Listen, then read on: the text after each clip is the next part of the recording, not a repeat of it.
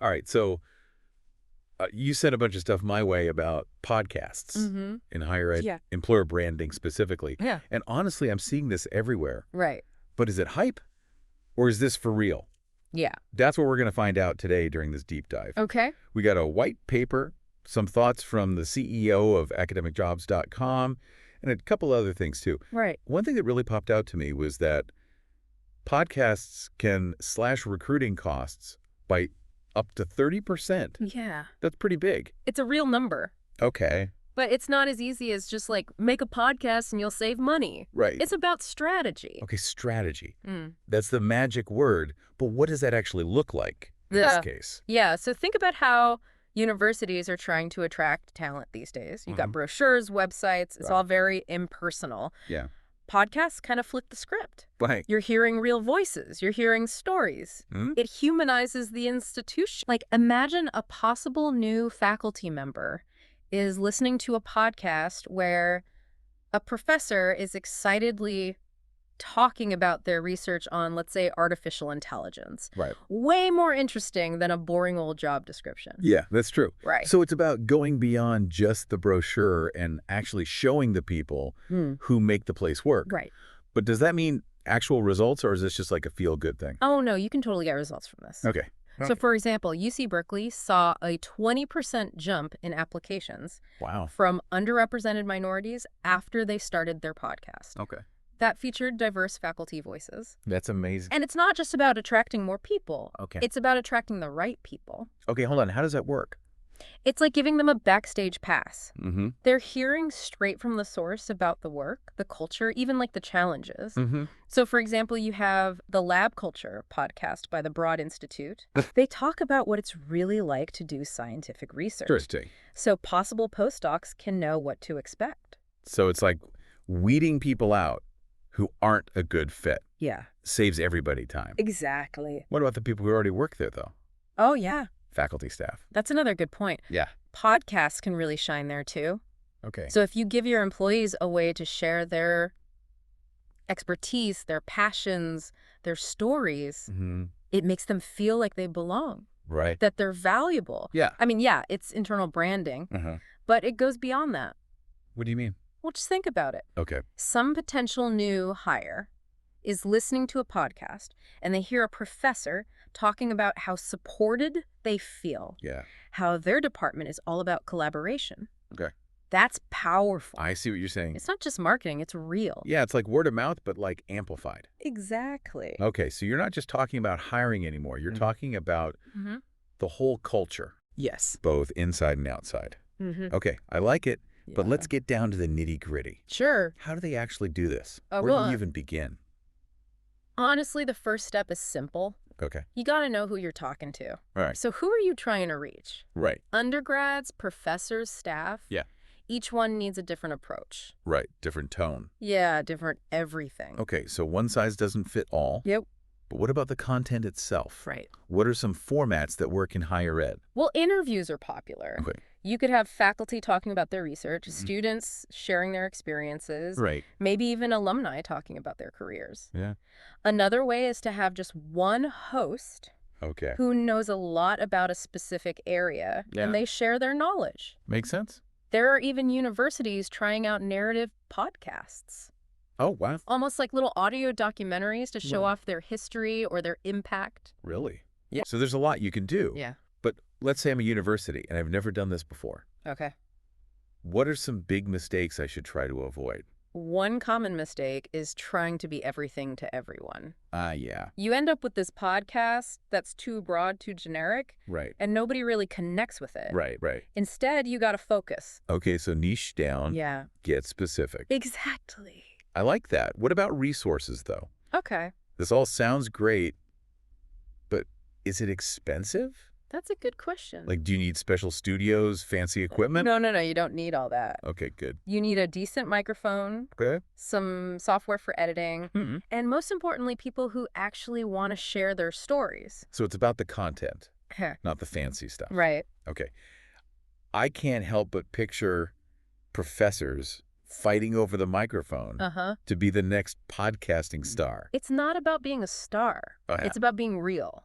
Okay. Think about it. Yeah. If you were looking for a job, would you rather listen to some polished corporate message Right. or a real conversation with someone who clearly loves their job? I want to hear the real person. Exactly. So we've covered a lot, We have. but there's one thing I don't quite get. Okay. You sent me this stuff about higher ed folks Yeah. listening to podcasts on their commute or just in their free time. Mm-hmm. Why would they do that? That's a really interesting question. Yeah. And it kind of shows how higher ed professionals are thinking about their careers these days. Okay. They're not just looking for any job. Uh-huh. They're looking for a community they want to feel like they belong, Right. a place where they can learn and grow. Okay. Podcasts are a way to find that. It's like they're doing professional development, but it's fun. Right. Like, imagine listening to a podcast on the latest stuff in online learning Yeah. while you're out for a run. Okay. You're learning, you're connecting with other people in higher ed, Right. and maybe you'll even hear about a job you'd love. So it's a way to stay in the loop, Yeah, even if you're not looking for a new job. exactly. But let's go back to that thing about cutting costs. Mm-hmm. Can schools really expect to save that much money? They can, but it all comes back to strategy. Okay. If you're using podcasts to show what makes you special, Right. to really show what it's like to work at your school, then you're going to get people who already fit in. So less turnover, Yeah, less time wasted on the wrong people. exactly. It's about quality, not quantity. That's right. And think about how many people you can reach with podcasts. Oh, yeah. You're not just stuck with your website or job boards. Yep. You can be on Spotify, Apple Podcasts, all those Yeah. places where people already are. Right. You're meeting them where they hang out. Okay, it makes sense. But what are some of the biggest problems schools should watch out for? One trap is not knowing what you want to do. Okay. Like, are you trying to just get your name out there? Yeah. Or are you looking for faculty in a specific area? Maybe you want to boost morale with your staff. Okay. If you don't know what you're trying to do, Mhm. your podcast is going to be all over the place. So start with the why. Exactly. Okay, what's next? Then you got to know who your audience is. Right. What are they interested in? What are their problems? Yeah. What kind of stuff would they like? Okay. You can't make everyone happy. Right. So focus your message. Niche down. Yeah. Get specific. Exactly. Okay, so you got your goals. You know your audience. Mm-hmm. What makes a good podcast in this area? Well, one school that comes to mind is Oxford. Okay. They have this podcast called Future Makers, Okay. and they talk to researchers, professors, entrepreneurs Mhm. who are working on really cutting-edge stuff. So they're showing off the big ideas. Yeah. I like that. Any other examples? Another good one is the Harvard EdCast Okay. from the Harvard Graduate School of Education. Mm. They talk about all sorts of education stuff, Okay. but they always have different voices and opinions. Right. It's like a peek into what's happening at the school. Yeah. But how do you make sure it doesn't sound too academic? That's a good point. Yeah. I'm picturing lots of jargon and theory. You got to find a balance. Okay. You want to teach people things, but you also want to keep them interested. Right. So pick topics that people care about. Mm-hmm. Use words everyone understands. Okay. And don't be afraid to let your personality show. Okay, now we're talking. Give me an example. You could have professors tell stories about their research Okay. or talk about the moments that made them choose their field. Right. You could also try different formats like debates or panel discussions. To mix things up. Yeah, exactly. But let's be real, not every professor is a good storyteller. Right. So how do you find the ones who are? You got to look around. Okay. You might be surprised at who's got hidden talents. Right. Talk to departments. Mm-hmm. Ask for recommendations. Okay. Maybe even do auditions. Auditions for professors. That's funny. It's about finding the people who love to share what they know Okay. and who can connect with an audience. So we've talked about possible applicants and current employees. Mm-hmm. But is anyone else listening to these things? Oh, yeah, for sure. Okay. Alumni donors, people from the community, people who are interested in the school, Right. even if they're not directly connected. So it's a way to build relationships, Yes. reach more people, Mm-hmm. and improve your reputation. Exactly. It all goes back to telling stories. It does. If you can tell good stories about the impact your school is having, Yeah. about the people who are making a difference, Mm-hmm. you can really grab people's attention. It's about building a narrative, Mm-hmm. a sense of purpose That's right. that goes beyond just the day-to-day work. Exactly. And that's why I think podcasts are so powerful for higher ed. Okay. They're a unique way to connect with people, Mm, to share your story, yeah. and to build a community around your school. This has been really interesting. I'm starting to see the possibilities. Good. But you mentioned that higher ed professionals are using podcasts for their own learning. Yeah. I want to hear more about that. So the interesting thing is that these podcasts aren't always about like climbing the career ladder or anything. Okay.